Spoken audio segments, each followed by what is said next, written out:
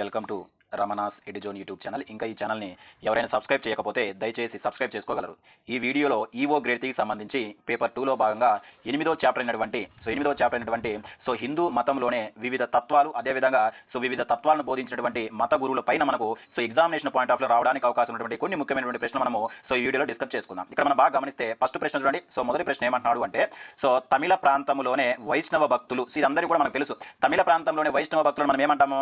ఆల్వార్లు అంటామని గుర్తుపెట్టుకోవాలి. ఓకే, అంటే మనకు తమిళ ప్రాంతంలో విష్ణుమూర్తిని పరమ దైవంగా ఆరాధించేటువంటి భక్తులు మనం ఏమంటామంటే మనకు ఏమంటాం? ఆల్వార్లు అంటాం. నాయనాలు అంటే మనకు శివుని యొక్క భక్తులు మనం ఏమంటామంటే నాయనాలు అంటాం. ఓకేనా? నెక్స్ట్ క్వశ్చన్ గమనిస్తే చూడండి. ఇక్కడ నెక్స్ట్ క్వశ్చన్ ఏమంటాడు? ఈ క్రింది వాణిలో సరికాని దానిని గుర్తించండి అంటాడు.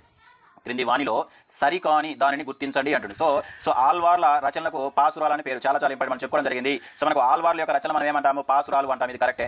మొత్తం పాసురాలు ఎన్ని ఉన్నాయి? మనకు 4000 ఉన్నాయి. ఇది కూడా కరెక్ట్. మొత్తం ఉన్నటువంటి పాసురాల సంఖ్య మనకు 4000. ఇది కూడా కరెక్ట్. నెక్స్ట్ పాసురాలన్నిటి కలిపి మనం ఏమంటాం? మనకు నలాయిర ప్రబంధము అంటాము. చాలా ఇంపార్టెంట్. ఇది కూడా కరెక్ట్. మనకు ఇవన్నీ కూడా శుద్ధ సంస్కృత రచనలు. ఇది రాంగ్ అండి. మనకు ఇవన్నీ కూడా అంటే మనకు ఆల్వార్లు తమ భక్తి గీతాలు మనం ఏమంటామని పాసురాలు అంటామని గుర్తుపెట్టుకోవాలి. అయితే వీటన్నిటి కూడా ఎక్కడ రాశారు? మనకు తమిళ భాషలో రాయడం జరిగింది. తమిళ భాషలో, సంస్కృత భాషలో కాదని తమిళ భాషలో రాయడం జరిగింది. మనకు ఇక్కడ 4వ స్టేట్మెంట్ రాంగ్ అని గుర్తుపెట్టుకోవాలి. ఓకేనా? సరికాదంటే మనకు ఆన్సర్ అవుతుంది 0 అవుతుంది. అంటే మనకి ఇక్కడ ఆల్వార్లు ఆలాపించిన భక్తి గీతాలు మనం ఏమంటే పాసురాలు అంటామని గుర్తుపెట్టుకోవాలి. మొత్తం ఎన్ని పాసురాలు ఉన్నాయండి? 4000 పాసురాలు ఉంటాయి. ఈ పాసురాలన్నీ కలిపి మనం ఏమంటాం? మనకు నల ఇర ప్రబంధము అంటాము. ఇవన్నీ కూడా తమిళ భాషలో రచించినట్లుగా మనం గుర్తుపెట్టుకోవాలి. ఓకేనా?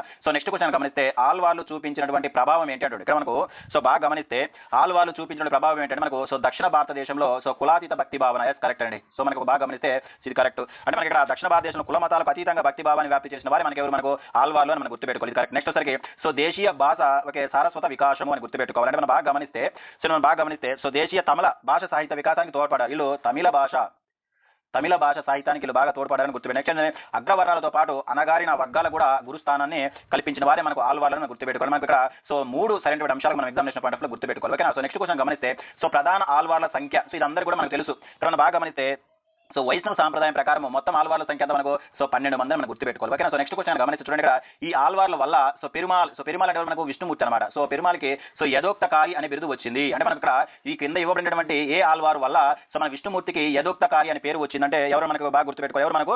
మనకు తిరుమలైస ఆల్వార్. ఎవరైనా మనకు తిరుమలైస ఆల్వార్ అని గుర్తుపెట్టుకోవాలి. అంటే మనకి ఇక్కడ ఏంటిది ఈ యథోక్తకారి అంటే చెప్పింది భక్తుడు చెప్పినట్లు చేసేవాడు అర్థం. ఏంటి మనకి ఇక్కడ భక్తుడు చెప్పినట్లు చేసేవాడు అని అర్థం అనమాట. యథోక్తకారి అంటే మనకి ఇక్కడ తిరుమలైసే ఆల్వార్ వల్ల విష్ణుమూర్తికి ఒకసారికి యథోక్తకారి అనే పేరు వచ్చినట్లుగా మనం గుర్తుపెట్టుకోవాలి. ఎందుకంటే ఇక్కడ ఈ తిరుమలై ఆల్వార్కి ఒకసారికి తిరుమల ఒక భక్తుడు ఉంటాడు, ఒక శిష్యుడు ఉంటాడు. మనకు కనికన్నన్. కనికన్నన్ అనే మన ఎవరు ఉంటారు? ఒక శిష్యుడు ఉంటారు.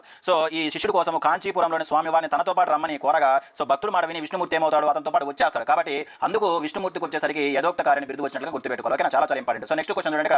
నెక్స్ట్ క్వశ్చన్ అంటే చతుర్విధ కవితా చక్రవర్తి. చాలా ఇంపార్టెంట్ బిరుదులు. ఇక్కడ మనకు చతుర్విధ కవితా చక్రవర్తిగా కీర్తి పొందిన ఆల్వారు ఎవరు అంటాడు. ఎవరు మనకు? తిరుమంగళై ఆల్వారు, తిరుమంగయ్య ఆల్వారు అని గుర్తుపెట్టుకోవాలి. ఇక్కడ మనం బాగా గమనిస్తే ఎందుకు ఇతనికి చతుర్విధ కవిత చక్రవర్తి అనే పేరు వచ్చిందంటే మనకి ఇక్కడ బాగా గమనిస్తే ఇతను 4 రకాల కవితాతలుడు. అంటే మనకి ఏంది? ఆసు, నెక్స్ట్ వచ్చరికి మధుర, నెక్స్ట్ వచ్చరికి మనకి ఏంది? చిత్ర, నెక్స్ట్ వచ్చరికి విస్త.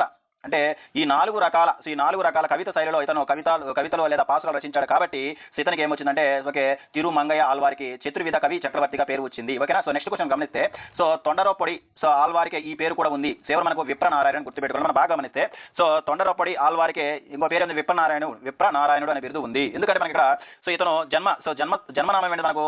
విప్రనారాయణుడు అని గుర్తుపెట్టుకోవాలి. అయితే శ్రీరంగనాథుని పాదధూళిని శిరస్సున ధరించాడు. ఇతను శ్రీరంగనాథుని పాదధూళిని శిరస్సు పైన ధరించాడంట. ధరించాడు కాబట్టి ఇతనికి ఏమొచ్చింది? మనకు తొండరొప్పొడి ఆల్వార్ అని వచ్చింది. మనకి దీని మీనింగ్ ఏంటంటే మనకు భక్తుల పాదాధూళి అని అర్థమాట. ఎవరికి వచ్చింది? మనకు చెప్పండి. విప్రనారాయణకి ఏంటంటే తొండరొప్పొడి ఆల్వార్ అంటారని గుర్తుపెట్టుకోవాలి. ఓకేనా? నెక్స్ట్ క్వశ్చన్ గమనిస్తే చూడండి. ఇక్కడ మనం చూడండి, ఒక ప్రసిద్ధ పాశురం ఇచ్చాడు. దాన్ని రచించింది ఎవరైనా అడుగుతున్నాడు. బాగా గమనిస్తే పల్లాండు పల్లాయి రత్తాండు అనే ప్రసిద్ధ పాశురాన్ని రాసింది ఎవరు? మనకు పెరియ ఆల్వార్ అని గుర్తుపెట్టుకోవాలి. ఎందుకంటే మనకు భగవంతుడికి ఎటువంటి దిష్టి తగలకుండా, అంటే మనకు భగవంతుడికి ఎటువంటి దిష్టి తగలకుండా మనకు పెరియ ఆల్వారు ఈ పల్లాండు పల్లాయి రత్తాండు అనే పాశురాన్ని రచించాడని గుర్తుపెట్టుకోవాలి. ఓకేనా? నెక్స్ట్ కనుక గమనిస్తే నెక్స్ట్ క్వశ్చన్ చూడండి. ప్రసిద్ధ నాయనార్ల సంఖ్య. మనకు ఆల్వార్లు ఎంతమంది? మొత్తం 12 మంది అయితే నాయనార్లు సంఖ్య ఎంత? మనకు 23 అని గుర్తుపెట్టి ఎవరు? మనకు శైవ భక్తులు శైవ భక్తులుగా మనం గుర్తుపెట్టుకోవాలి. సో నెక్స్ట్ కనుక గమనిస్తే మొత్తం ఎంతమంది మనకు 63 మంది ఉన్నట్లుగా మన ఎగ్జామినేషన్ పాయింట్ ఆఫ్ లో సో గుర్తుపెట్టుకోవాల్సినటువంటి అవసరం ఇక్కడ అంతా ఉంది. అయితే మనకు ఈ నాయనార్ల గురించి అంటే మనకి ఇక్కడ ఈ నాయనార్లు సో మొత్తం ఈ నాయనార్ల గురించి మనకు తెలిపేటటువంటి పురాణం నెక్స్ట్ చూడండి ఒకసారి. సో నాయనార్ల జీవిత చరిత్ర సంకలనం జీవిత సంకలనం మనకు సో పెరియ పురాణం అని మనం గుర్తుపెట్టుకోవాలి. మనకి ఇక్కడ సో మనకు మొత్తం నాయనాల సంఖ్య మనకి 63 మంది. ఈ 63 మంది నాయనాల యొక్క జీవిత చరిత్ర గురించి తెలిసేటువంటి సో పురాణం ఏంటి మనకు పెరియ పురాణం అని గుర్తుపెట్టుకోవాలి. అయితే ఈ పెరియ పురాణాన్ని రచించిన వ్యక్తి ఎవరు మనకి ఎక్కడంటే మనకు సెక్కిలార్. ఎవరంటే మనకు సెక్కిలాగా మనం గుర్తుపెట్టుకోవాలి. ఓకే అంటే మనకు సెక్కిలార్ రచించినటువంటి పెరియ పురాణంలో మొత్తము 63 మంది నాయనర్ల జీవిత చరిత్రల గురించి ఉన్నట్లుగా మనం ఎగ్జామినేషన్ పాయింట్ ఆఫ్ లో గుర్తుపెట్టుకోవాలి. ఓకే సో నెక్స్ట్ క్వశ్చన్ గమనిస్తే ఓకే శంకరాచార్య యొక్క గురువు ఎవరంటే ఇది అందరూ మనకు తెలుసు. ఎవరు మనకి ఇక్కడ సో మనకు వచ్చరికి శంకరాచార్యుడి యొక్క గురువు ఎవరంటే మనకు గోవిందపాలుడు. గోవింద పాలుగా గుర్తుపెట్టుకోవాలి. సో ఇది సో మనకు మిస్టేక్ పడింది. దీన్ని మనకు గోవింద సో పాలుడు అని మనం గుర్తుపెట్టుకోవాలి. ఓకేనా సో నెక్స్ట్ క్వశ్చన్ గమనిస్తే చూడండి. సో నెక్స్ట్ క్వశ్చన్ ఏముంది ఇక్కడ. సో నెక్స్ట్ క్వశ్చన్ గమనిస్తే ఆది శంకరుడి యొక్క మొదటి శిష్యుడు చాలా చాలా ఇంపార్టెంట్. ఆది శంకరాచార్యుడి యొక్క మొదటి శిష్యుడు మనకు సనందుడు అని గుర్తుపెట్టుకోవాలి. ఇక్కడ మనం బాగా గమనిస్తే ఆది శంకరాచార్య యొక్క మొట్టమొదటి శిష్యుడు మనకు సనందుడు. సో తర్వాత ఈ సనందుడు ఏ విధంగా మనకు ప్రసిద్ధి చెందాడు మనకు పద్మ పాదాచార్యుడు.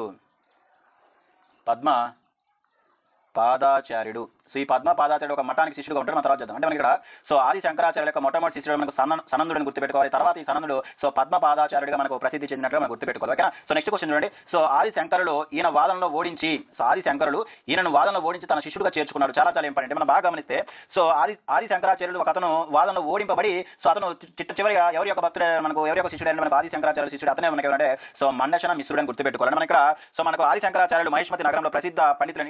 ఈయన ఎక్కడంటే మనకు మహిష్మతి.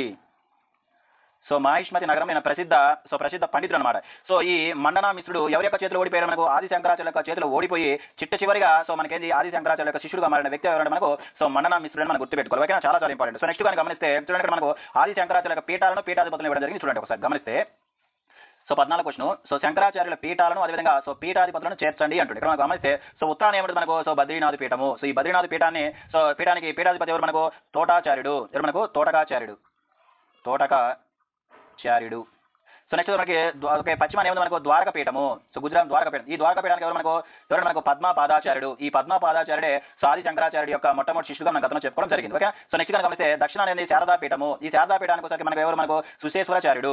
మనకు సుశేశ్వరాచార్యుడుగా మనం గుర్తుపెట్టుకోవాలి. నెక్స్ట్ మనకి ఇక్కడ సో తూర్పు ఉన్నటువంటి గోవర్ధన పీఠము. ఈ గోవర్ధన పీఠానికి పీఠాధిపతి ఎవరు మనకు సో అస్తమ కాలాచార్యుడు మనకు ఆన్సర్ ఏమవుతుంది సిద్ధవుతుంది మనం గుర్తుపెట్టుకోవాలి. చాలా చాలా ఇంపార్టెంట్ మనకు. ఓకే 4 మఠాలు స్థాపించడం జరిగింది. ఇతను మరణించిన తర్వాత తన శిష్యులు మన కాంచి మఠం స్థాపించినట్లుగా మనం ఎగ్జామ్లో చదువుకోవడం జరిగింది. ఓకేనా గతంలో చదువుకోవడం జరిగింది. ఓకేనా సో నెక్స్ట్ చూడండి ఇక్కడ సో పీఠాలని అదేవిధంగా క్షేత్రాలను జతపరచండి అంటుంది. మనం బాగా గమనిస్తే సో బద్రీనాథ్ సరికి ఏది మనకు so Badrinath జ్యోతిర్ధర్మ Peetham. So next మనకు ద్వారకాపీఠం. సో ఈ ద్వారకాపీఠం మీద మనకు కాళీ పీఠం అని గుర్తుపెట్టుకోవాలి. నెక్స్ట్ మనకు శృంగేరి మనకి శారదా పీఠంగా మనం గుర్తుపెట్టుకోవాలి. నెక్స్ట్ మనకు పూరిలో మనకి ఏమైనా మనకు గోవర్ధన పీఠం అని గుర్తుపెట్టుకోవాలి. మనకు ఆన్సర్ మనకు సో ఇది పీఠం అనేది చాలా చాలా ఇంపార్టెంట్. బాగా ఫోకస్ చేయండి మిత్రులు. ఓకేనా సో నెక్స్ట్ కనుక గమనిస్తే ఓకే శంకరుని యొక్క అద్వైతానికి సంబంధించి సరికానిది ఏంది అంటాడు. శంకరుని యొక్క అద్వైతానికి సంబంధించి సరికానిది క్రింది వాటిలో ఏది అంటే మనం బాగా గమనిస్తే చూడండి ఇక్కడ సో జగత్తు మొత్తం చూడండి. సో ఇవన్నీ కూడా కరెక్ట్ అనండి. ఇవన్నీ కూడా కరెక్టే. ఓకే బాగా గమనిస్తే జగత్తు సో పారమార్థికంగా మాయ అంటే మనకు జగత్ అనేది ఒక మాయగా చెప్పిన వ్యక్తి. అదేవిధంగా మనకు సో వ్యవహారికంగా సత్యం అని గుర్తుపెట్టుకోవాలి. నెక్స్ట్ కనుక గమనిస్తే సృష్టిలో ఉన్నదంతా ఒకటే ఒకే దానిని వేరు రూపాలే అన్ని అని అంటే మనకు సృష్టి అంతా ఒకటే కానీ వేరు రూపాలు ఉంటాయి చెప్పాడు. ఇది కూడా కరెక్ట్. నెక్స్ట్ సో జీవుడు దేవుడు ఒకటే అనే జ్ఞానం లేకపోవడమే అజ్ఞానం అని గుర్తుపెట్టుకోవాలి. ఇవన్నీ కూడా మనకు అద్వైతానికి సంబంధించిన సరైనవి కాబట్టి మనకు ఆన్సర్ అవుతుంది పై ఏవి కాదని గుర్తుపెట్టుకోవాలి. ఓకేనా సో నెక్స్ట్ కనుక గమనించి చూడండి శంకరుని అద్వైతంలో లేని సత్తా ఏంటి అన్నాడు. సో 17 క్వశ్చన్ కనుక గమనిస్తే శంకరుని అద్వైతంలోని సత్తా ఏంటి మనకు శంకరుని అద్వైత వేదాంతంలో మనకు 3 రకాల సత్తాలు ఉంటాయి. 3 రకాల సత్తాలు ఉంటాయి. సో వాటిని మనం ఏమంటామంటే సత్తాత్రయము అంటాము. అవేంటంటే మనకు సో ప్రభాసిక సత్తా సో నెక్స్ట్ వచ్చేసరికి వ్యవహారిక సత్తా నెక్స్ట్ అంటే మనకు సో నెక్స్ట్ వచ్చేసరికి పారమార్థిక సత్తా అనమాట. అంటే మనకి ఇక్కడ అలౌకిక సత్తా అనేది సో మనకు శంకరుని యొక్క అద్వైతంలో ఉండదని మనం గుర్తుపెట్టుకోవాలి. ఓకేనా సో నెక్స్ట్ క్వశ్చన్ గమనిస్తే సర్వ ఆరాధనల మద్దతుల సమన్వయానికి శంకరుడు ప్రతిపాదించినటువంటి ఆరాధన విధానం ఏంటిది అంటే మనం చాలా చాలా ఇంపార్టెంట్. ఇది మనకు పంచాయతనం. అంటే మనకు బాగా గమనిస్తే సో మనకు హిందూ సాంప్రదాయాల మధ్య సమన్వయం కోసము సో మనకు శివుడు విష్ణువు దేవి సూర్యుడు అదే మనకు వినాయకుడు వినాయకుడు అనే 5 దేవతలను పూజించడమే మనకు పంచాయతనం అని గుర్తుపెట్టుకోవాలి. ఈ పంచాయత విధానాన్ని ఎవరు ప్రచారం చేశారు మనకు? సో ఆది శంకరాచార్యుడు ప్రచారం చేయడం జరిగింది. ఓకేనా? సో నెక్స్ట్ క్వశ్చన్ గమనిస్తే ఇక్కడ శ్రీ రామానుజ జన్మస్థానం ఏంటిదండి? అందరికీ మనకు తెలుసు. ఎక్కడ మనకు తమిళనాడులోనే శ్రీ పెరంబుదూర్ అని మనం గుర్తుపెట్టుకోవాలి. ఓకేనా? సో నెక్స్ట్ క్వశ్చన్ ఇక్కడ మనం బాగా గమనిస్తే నెక్స్ట్ క్వశ్చన్ చూడండి ఒకసారి. నెక్స్ట్ క్వశ్చన్ ఇక్కడ మనం బాగా గమనిస్తే మనం ఈ క్రింది వాటిని జతపరచండి అంటుండే. మ్యాచింగ్ ఇచ్చారు చూడండి ఒకసారి గమనిస్తే. ఇక్కడ ఈ క్రింది వాటిని జతపరచండి అంటుండు. ఫస్ట్ మనకు ఆది శంకర అంటే ఒకవైపు సో మనకు మత గురువులు ఇవ్వడం జరిగింది, అదేవిధంగా వాళ్ళు ఎక్కడ జన్మించారు ఇవ్వడం జరిగింది. సో మనకు ఆది శంకరాచార్యులు ఎక్కడ జన్మించారు మనకు? సో మనకు కేరళలోనే కాలడి. ఓకేనా? సో రామానుజుడు ఇప్పుడు మనం చెప్పినట్టు మనకు తమిళనాడులోనే శ్రీ పెరంబుదూర్ గుర్తుపెట్టి. నెక్స్ట్ మధ్వాచార్యులు సరికి కర్ణాటకలో ఉడిపి అనే ప్రాంతంలో జన్మించాడు. సో మనకు ఒకసారికి రామానుజుడు అక్కడ తమిళనాడు. అదే మనకు ఒకసారికి బసవేశ్వరుడు విశ్వగురు అనే బిరుదుందని. ఓకే? సో ఇతను ఒకసారికి బాగేవాడి. సో బాగేవాడి అంటే మనకి అక్కడ కర్ణాటక. సో కర్ణాటకలో మనకు ఆప్షన్ ఏమవుతుంది? సో మనకు రెండు ఆప్షన్ కరెక్ట్ అవుతుంది, గుర్తుపెట్టుకోవాలి. ఓకే? సో నెక్స్ట్ క్వశ్చన్ గమనిస్తే చూడండి, ఇది మనకు సింపుల్, మనకు తెలిసిందే. ఓకే? సో మనకు సిద్ధాంతాలు, అదేవిధంగా సిద్ధాంతాలు ప్రతిపాదించినటువంటి సో మనకు గురువుల గురించి ఉంటుంది. ద్వైత సిద్ధాంతం ప్రతిపాదించిన వరకు మధ్వాచార్యులు. నెక్స్ట్ ఒకసారి విశిష్ట అద్వైతాన్ని ప్రతిపాదించిన వరకు రామానుజాచార్యులు. నెక్స్ట్ ఒకసారి అద్వైతాన్ని ప్రతిపాదించిన వ్యక్తి ఎవరు మనకు? శంకరాచార్యులను గుర్తుపెట్టుకోవాలి. అదే మనకు వీరశైవము లింగాయత్. సో లింగాయతులు బసవని గుర్తుపెట్టుకోవాలి. మనకు ఆన్సర్ ఏమవుతుంది? సో 4 అవుతుంది, మనం గుర్తుపెట్టుకోవాలి. ఓకే? సో నెక్స్ట్ క్వశ్చన్ గమనిస్తే చూడండి ఇక్కడ. సో నెక్స్ట్ క్వశ్చన్ చూడండి. సో రామానుజాచార్యుల విశిష్ట అద్వైతంలో సరైన వ్యాఖ్య ఏంటిది అంటాడు. సో ఇక్కడ మనం బాగా గమనిస్తే సో రామానుజాచార్యుల విశిష్ట అద్వైతంలో సరైన వ్యాఖ్యాన్ని గుర్తించండి. మనకు ఏమవుతా?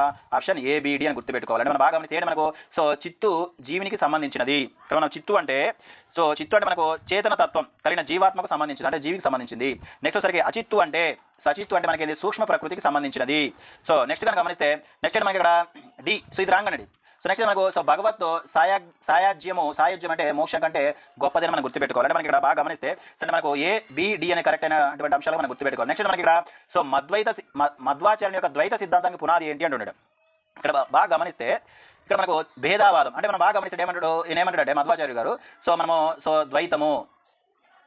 ద్వైతం అంటే మనకు ఆత్మ అదేవిధంగా పరమాత్మ వేరు అంటాడు. అంటే మనకు ఆత్మకు అదేవిధంగా పరమాత్మకు భేదం చూపిస్తాడు. కాబట్టి సో మధ్వాచార్యుని యొక్క ద్వైత సిద్ధాంతానికి పునాది ఏంటి మనకు? సో భేదావాదం మనం గుర్తుపెట్టుకోవాలి. నెక్స్ట్ గా గమనిస్తే చూడండి ఇక్కడ సో బసవన్న సాంప్రదాయం ప్రకారము ఇక్కడ మనం బాగా గమనిస్తే సో బసవన్న సాంప్రదాయ ప్రకారము సో కాయకమే కైలాసం అంటాడు. అంటే మనం బాగా గమనిస్తే కాయకమే కైలాసం అంటే దీని అర్థం ఏంటంటే మనకు చేసే పనిలోనే దైవాన్ని చూడాలి అని అర్థం. ఇది కరెక్టే. నెక్స్ట్ వచ్చరికి దేవాలయమే దేహం అంటే మన శరీరమే దేవాలయం అని చెప్పిన వ్యక్తి కూడా ఎవరు మనకు? సో బసవన్నుడు అని గుర్తుపెట్టుకోవాలి. నెక్స్ట్ వచ్చరికి జంగమయ్యనే లింగ సమానుడు అన్నారు. ఓకే, ఇది రాంగ్. సో నెక్స్ట్ వచ్చరికి భక్తికి కులాలు లేవు అన్నాడు. అంటే మనకు బాగా గమనిస్తే సో కుల నిర్మూలన కాంక్షిస్తూ భక్తి మార్గంలో అందరూ సమానం చెప్పిన వ్యక్తి మనకి ఎవరు? మనకు సో బసవన్నుడు అని మనం గుర్తుపెట్టుకోవాలి. మనకు సరైన ఆన్సర్ మనకు సో ఏ మరియు బి మరియు డి అని గుర్తుపెట్టుకోవాలి. ఇవి మనకు సో ఈవో గ్రేడ్ 3కి సంబంధించి పేపర్ 2లో భాగంగా మనకు 8వ చాప్టర్లో మనకి రావడానికి అవకాశం ఉంటే ముఖ్యమైనటువంటి ప్రశ్నలు వచ్చే వీడియోలో మరొక టాపిక్ గురించి మనం చర్చించుకుందాం. ఇవన్నీ కూడా మీకు ఉపయోగపడుతున్నాయి. దయచేసి నా ఛానల్ని సబ్స్క్రైబ్ చేయండి, లైక్ చేయండి, అదేవిధంగా మీ మిత్రులందరికీ షేర్ చేయండి. ఇంతవరకు చూసినందుకు ధన్యవాదాలు.